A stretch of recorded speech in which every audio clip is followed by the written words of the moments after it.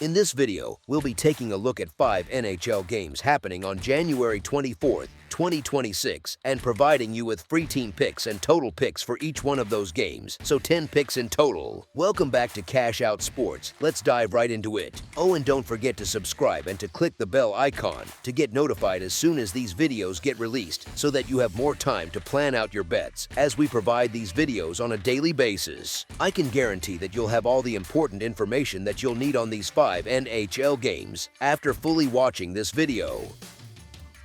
One more thing before we start, if you would like to gain access to our best exclusive sports picks to take your journey to the next level, then check out our Patreon in the link down below, where we offer our best single picks, parlay picks, and much more. Now let's get started. Montreal Canadiens versus Boston Bruins. When Montreal and Boston meet in late January at TD Garden, it never really feels like just another regular season date on the calendar. It feels more like a grudge that keeps getting renewed. You have two teams that know each other far too well, two fan bases that pretend to hate each other but secretly love the drama, and a building that gets loud in a very specific, slightly petty way when the Canadiens come to town. On paper, the records look close enough to make you shrug. Bruins around 29-20-2, Canadiens about 28-16-7, so it is not like one side is dragging the other around the division.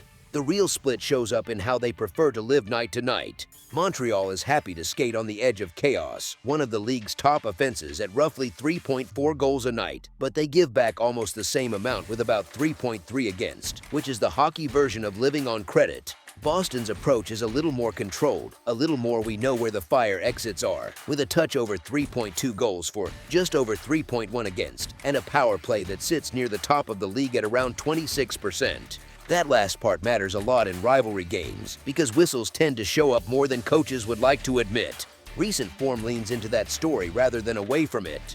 The Bruins have quietly stitched together 7 wins in their last 8 outings and stacked 6 straight victories at home, while giving up only 24 goals across their last 10.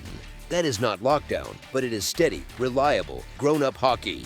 Montreal has been rolling 6 wins, 3 losses, and an overtime loss in their last 10, driven by that creative top line with Nick Suzuki and Cole Caulfield steering most of the danger. The funny thing is, both teams are coming in on the second half of a back-to-back, so you might expect a wash. But the details matter. Boston played at home against Vegas, slept in their own beds, and kept their routine. Montreal had to deal with Buffalo at home, then cross the border and reset in a different country overnight, which is not a disaster, but it does take a small toll in the legs and in the brain. Home ice is not just a cliche in this matchup either, it is a pattern. The Bruins have been strong in their own building with something like an 18-8-1 kind of home mark, and that environment suits their style. They can lean on the crowd, lean on matchups, and lean on the pieces that make them feel safe when things get wild. From David Pastrnak driving the bus offensively to Morgan Geekie's breakout scoring stretch in the middle of the lineup. Add in a goaltending setup led by Jeremy Swayman that usually handles first chances well, and you get a team that is built to survive the messy stretches that Montreal loves. It is not that the Canadiens cannot punch up here. They absolutely can. They have done it before, but when you stack structure, depth, and special teams on top of the rest, the edge keeps nudging toward the home side as the night wears on. As our first pick for this matchup, the Boston Bruins money line is our full game side pick. Now, let us talk about the number on the board, because the total sitting at 6.5 is basically the bookmakers winking and asking if you believe in entertainment. These two clubs combine for around 6.7 goals scored per game, which already nudges over that posted line. And that is not me cherry-picking one weird stretch, that is the season picture. Boston games have gone past that 6.5 mark in 28 of 51 outings, Montreal games in 30 of 51, so the pattern is not subtle. If you look at the last 10 games for each, it leans even more that way. The Bruins have put up 40 goals in that span and allowed 24, which gives you a feel for the rhythm. They can score in waves, but they also trade chances enough that the scoreboard stays busy. Montreal has thrown 37 goals on the board and surrendered 30, which is pretty much their whole personality written in numbers. That is the kind of team that treats a 2-goal lead like a suggestion, not a guarantee. And honestly, that is part of why people love watching them. Here is the thing, stylistically, Montreal wants this to look like a track meet. Their attack is built around quick transitions and creativity, with Suzuki acting like the brain in the middle, Cole Caulfield as the finisher, and Lane Hudson pushing pucks up from the blue line with a green light that might make more conservative coaches a little nervous. Boston answers in a different way, but the end result is similar on the scoreboard. Pasternak's playmaking, Geeky's scoring run, and that top-tier power play mean that even one sloppy stick in the defensive zone can turn into a goal before you have finished your sip of coffee. They do not mind games that end 4-3 or 5-3, they just tend to control how those games get there. You could argue that Boston is a bit tighter at home, and you would be right. They sit around 2.7 goals against per game in their own rink, which sounds like it should drag the total down. The counterpoint is that Montreal's defense lives closer to the bottom of the league in goals allowed, around 3.3 per night, and that looseness often wins the tug of war. Then you layer in the schedule spot, both teams on a back-to-back, both coming off emotional games, and suddenly fatigue starts whispering into the story. Tired legs mean slightly slower back-checking, more late stick infractions, and usually more power plays on both sides, which is great news for a matchup that already leans offensive. In net, Jakob Dobes has shown plenty of promise for Montreal, but he still feels more adventurous than airtight, the kind of goalie who can make a highlight save and then give you a nervous moment on the next routine shot.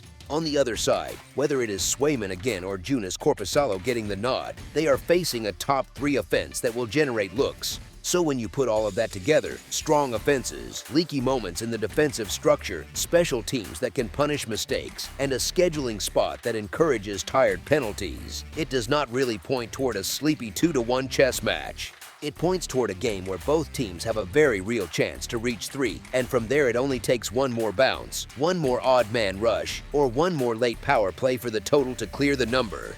As our second pick for this matchup, over the projected total is our full game total pick.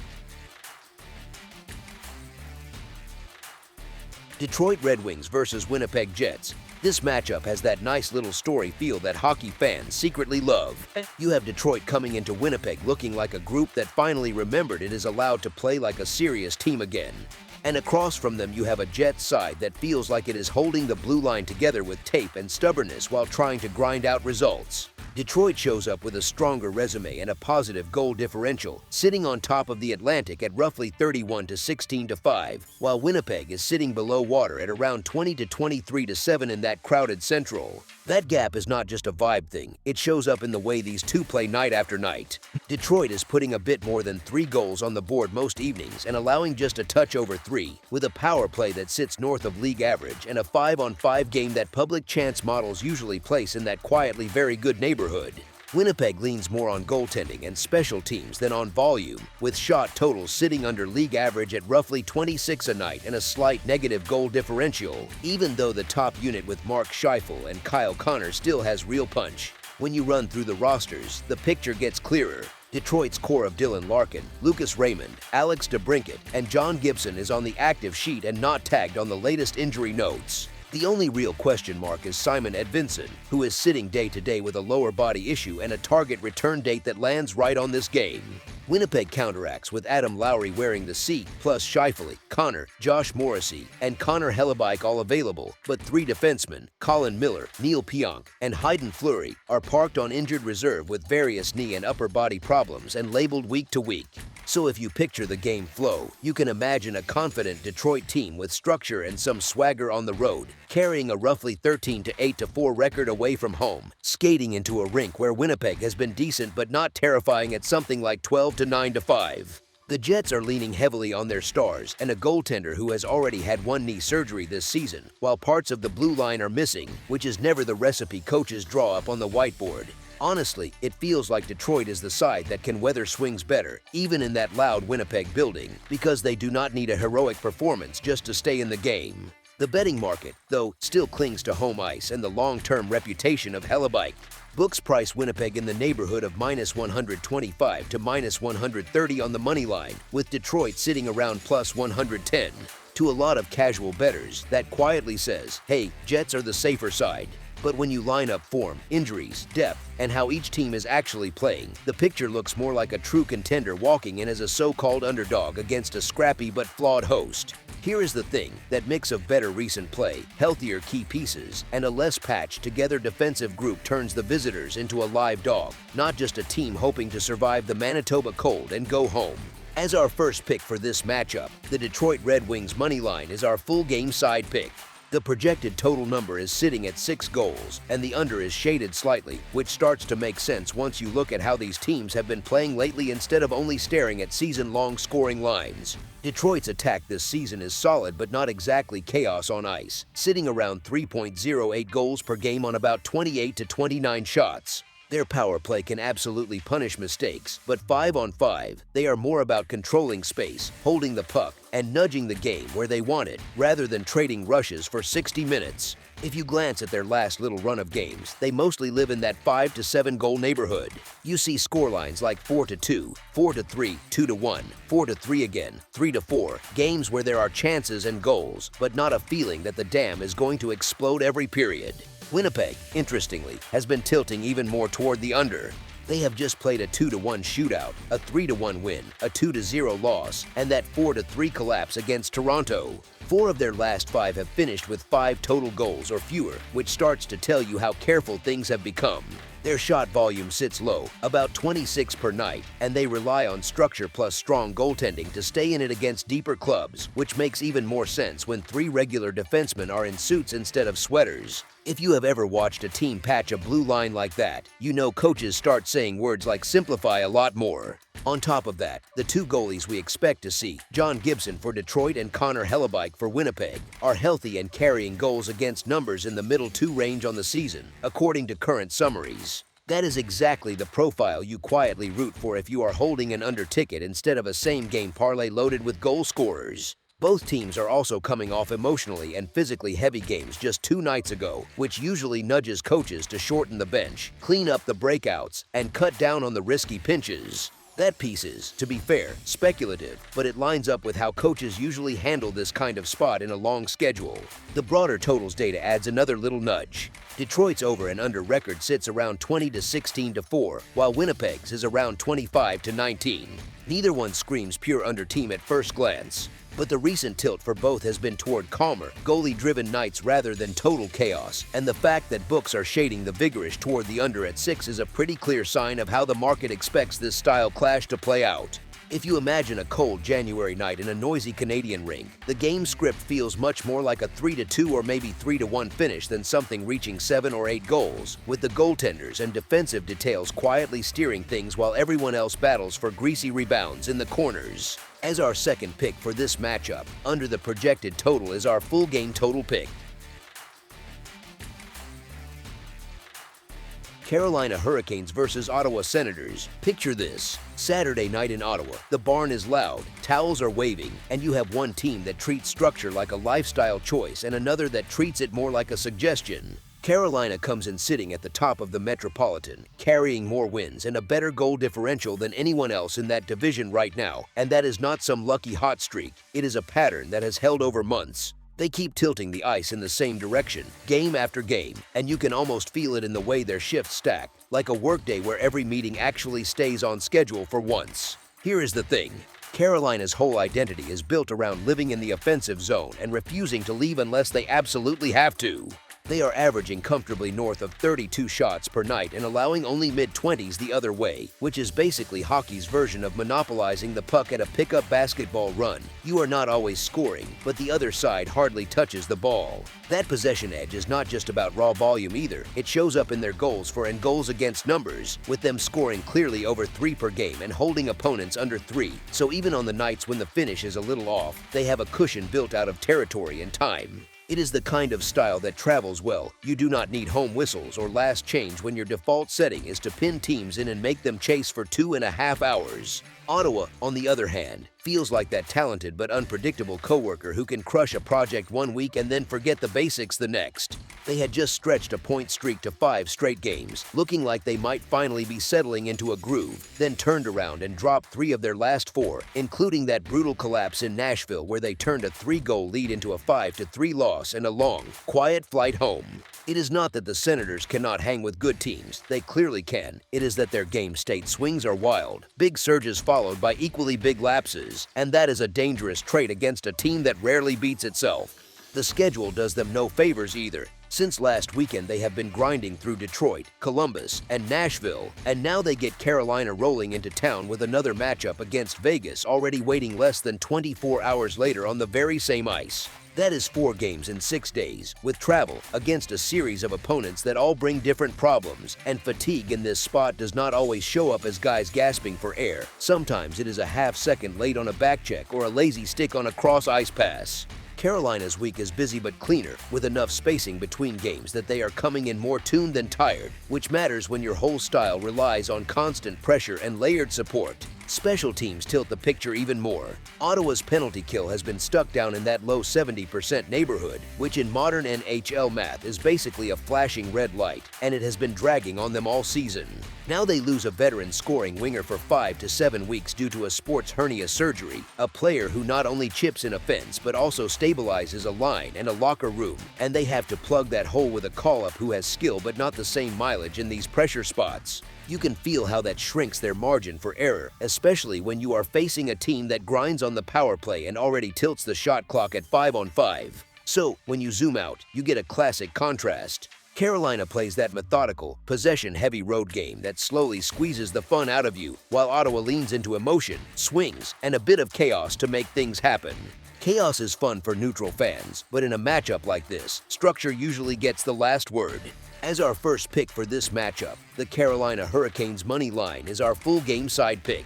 Now let us switch gears and talk about the total, because the story there feels a little sneaky. If you just glance at the season scoring numbers, you see both of these teams sitting above 3 goals per game, and the knee-jerk reaction is to think, great, fireworks, grab the over and enjoy a goal fest with your favorite beverage. Honestly, that is how a lot of people bet this kind of matchup. They see big offensive averages and do not really think about who actually controls the tempo. Carolina does not only score, they regulate the game like a good project manager who insists every task has a timeline and a spreadsheet. They are giving up very few shots per night, in that mid-20s range, and their goals against stay under 3 on average, which tells you they are not trading chances just for the thrill of it. They pick their spots and then slam the door at the other end. You can see it in recent results, that 2-1 grinder over Buffalo, the 4-1 win in New Jersey, even the 9-1 blowout against Florida where the story was not only the goals, it was the way the other side basically stopped generating anything meaningful halfway through the night. When they are dialed in, the game feels shorter, shifts blend together, and scoring chances for both teams get rationed out instead of flooding in waves. Ottawa brings a very different energy to the table, and that is where things get a little weird. They have had some wild, high-scoring adventures recently, like that 6-5 overtime loss to Montreal and that 5-3 heartbreaker in Nashville, and you can see how both their offensive punch and their defensive leaks can push totals around. Their power play is dangerous enough to flip a period, but the penalty kill, as we already know, has been near the bottom of the league, which often leads to scorelines that look like video game sessions. At the same time, losing that veteran winger to surgery and replacing him with a call-up nudges them toward a slightly more cautious script, because you are less eager to trade punches when one of your steadier offensive voices is suddenly watching from the press box. Here is the subtle part.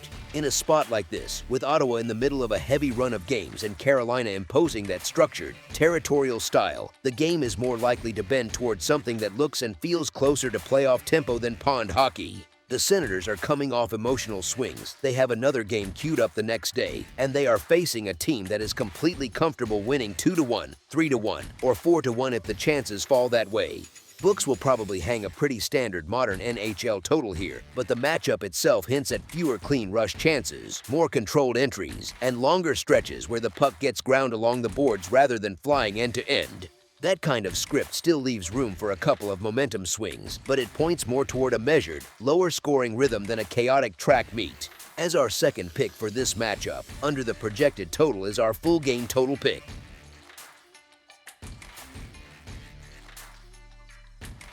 Florida Panthers versus Minnesota Wild. Florida rolls into St. Paul looking a little like a patched-up champion that still remembers exactly how to swing. The record says 26-20-3, 7th in the Atlantic, which sounds fine on paper, but that does not show how much has been ripped out of the middle of this lineup. Their captain Alexander Barkov is shelved for the season with that major knee issue, and that alone changes the entire personality of the team. Then you stack on Dmitry Kulikov, Jonah Gadjovich, Seth Jones, and Brad Marchand sitting on the shelf, and suddenly the group that built its reputation on structure and matchup control feels a lot more like a stubborn grind fest wrapped around a few stars. So what happens is the rest of the core has to carry weight in not so comfortable ways. Sam Bennett and Anton Lundell are thrown into the tough matchups. Sam Reinhart has to be both finisher and engine, and Matthew Tkachuk, who just got back into the lineup after missing the first 47 games, is trying to jump straight into high-impact mode. You could see a glimpse of that identity in Winnipeg, where they squeezed out a 2-1 shootout win with Daniel Tarasov throwing in that huge backdoor save and then closing the door again in the shootout. Coaches love the result and secretly hate the way it looks because it feels like surviving more than controlling. Now drop that group into Grand Casino Arena, where the Wild have been quietly building one of the tougher home environments in the league. Minnesota sits at 29-14-9 overall, 14-6-6 at home, and their numbers tell a slightly different story. They are putting up just over 3.1 goals per night, giving up under 3, and they carry the kind of balance that lets them push when they want and lock it down when they need to. Even with Jonas Brodin, Matt Boldy, and Zach Bogosian on injured reserve, the basic skeleton is still there. Kirill Kaprizov drives the attack, Mats Zuccarello still plays like a crafty little magician along the wall, and the addition of Quinn Hughes has shifted the whole feel of the blue line. Hughes already has those multi-point flashes, like that comeback against Detroit where he was feeding plays and Brock Faber was jumping into lanes beside him, and that kind of puck-moving presence changes how a team breaks out and attacks. Their special teams only reinforce that picture. Minnesota's power play sits in that top 10 neighborhood, while Florida's penalty kill is sturdy but not something that completely scares you, especially with so many key defensive pieces missing. The goals for and goals against profiles line up on the side of the Wild, roughly 3.17 scored and 2.83 allowed against about 2.96 scored and 3.27 allowed for Florida, and that gap matters when you are trying to guess who handles the key moments. Then you toss in goaltending, where Philip Gustafsson's season has been the steadier one compared with Sergei Bobrovsky's, and you have a home team that does not have to deal with travel, time changes, or anything more stressful than getting across town. Florida still carries those championship habits, and the star power is real enough that you can never completely relax against them. But over a full 60 minutes, the healthier Wild spine, the home crowd, and a more reliable 5-on-5 profile give the edge to the home side at a price sitting in that coin flip range near -130. As our first pick for this matchup, the Minnesota Wild money line is our full game side pick. You look at the total for this game, set at 5.5, and it is tempting to let that 2-1 shootout in Winnipeg whisper low event night in your ear. Honestly, that is how a lot of people react, because a recent tight score sticks in your head much more than a month of box scores. But if you pull the camera back and pay attention to the broader pattern, the rhythm of these two teams leans louder than that number suggests. Together, Florida and Minnesota average a bit over 6 goals scored per game and also a bit over 6 goals allowed. That means their usual combined scoring environment lives above the posted total, and it is not just a random quirk. The Wild have already hit the 3-goal mark in 33 different games, and when they reach that line, they turn into a machine with a record of 25-3-5. That kind of repeated pattern matters because it tells you 3 goals for them is not an outlier. It is almost their default when things are going even moderately well. Their power play is part of that story too. Sitting in that top 10 mix, sitting on 41 power play goals at about 23.8%, the Wild do not need many chances with the extra skater to tilt the scoreboard. Florida's penalty kill is solid, sure, but it is connected to one of the more penalty-friendly clubs in the league. And if you give a unit like Minnesota's enough swings, one is probably going in. On the other side, the Panthers are in this strange middle ground where the defensive core is dented, the forward group is missing its shutdown center, yet the offensive punch still has teeth. Tkachuk's return adds a nasty, creative element on the wall. Sam Reinhart remains that reliable finisher, and the overall effect is a team that can still generate dangerous looks but does not smother games like it used to. Their recent totals tell the same story, with outings that finished at 10 goals, 7 again, plus that 2-1 shootout and a 4-1 result sprinkled in. There is noise in there, of course, but the tendency leans toward games that can break open if either side loses structure for even a few minutes. Minnesota's recent stretch has been just as wild, no pun intended. You see scores like 6-3, 5-4, 4-3 in overtime, and you start to feel like normal for them includes a bit of chaos, especially with Brodin and Bogosian out. When a team has high-end offensive talent and a blue line missing some of its safer pieces, you often get track meets where both teams are happy to trade looks for stretches of the night. Special teams and fatigue add one more layer. The wild power play against a Panthers penalty kill that is good but not untouchable, Florida's tendency to take penalties, and the road wear of this Panthers trip all lean toward extra scoring chances. Tkachuk getting more comfortable as his legs come back under him only adds a bit of extra volatility, the good kind if you like goals. Now, there is always the chance that Sergei Bobrovsky or Filip Gustafsson decides to steal the spotlight and slam the door, because that is life with NHL goalies. But the way these rosters are built right now and the way their 2025 to 2026 numbers look suggests that more often than not this game drifts toward a 4-2 or 4-3 kind of finish rather than a sleepy defensive stalemate. As our second pick for this matchup, over the projected total is our full game total pick.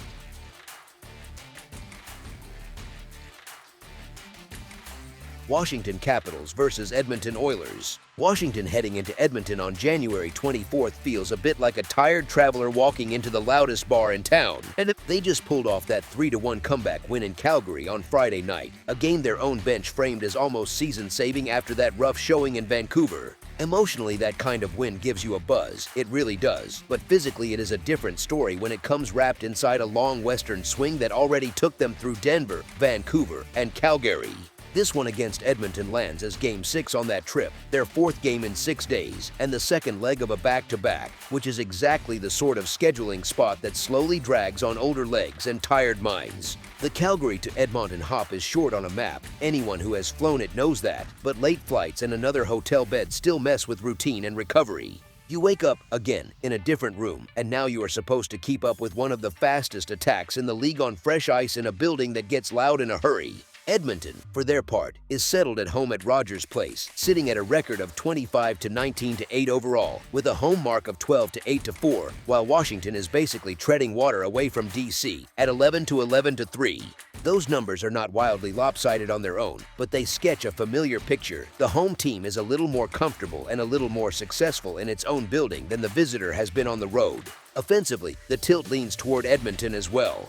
They are scoring slightly more per night, around 3.3 goals per game compared with Washington landing closer to 3.18, and they tend to draw more penalties too.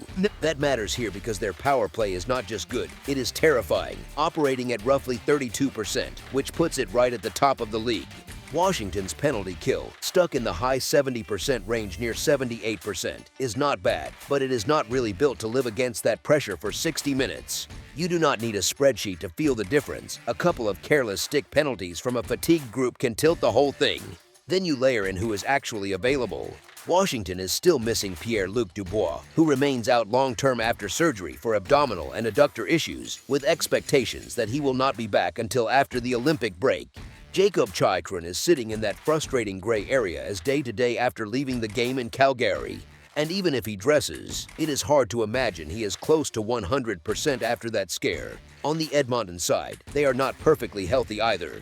Adam Henrique is on long-term injured reserve through the break. Kasperi Kapanen is expected to miss about a week, so there are gaps, but the overall structure is still intact. The really big swing factor is that Leon Draisaitl is expected back from his brief family emergency leave in time for this matchup. That snaps their top forward group right back into its usual shape and confidence. Recent form does not hurt the case either.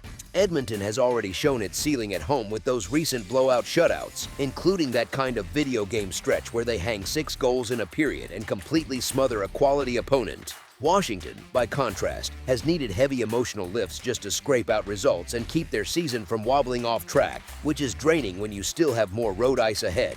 So when you pull all of that together, the scheduling spot, the travel wear, the special teams gap, and the bump from a rested, fully loaded home attack, it sets up as a matchup where the home side is simply more likely to control the full 60 minutes and be the team that finishes the night on top. As our first pick for this matchup, the Edmonton Oilers money line is our full game side pick. The total is where things get a little more fun.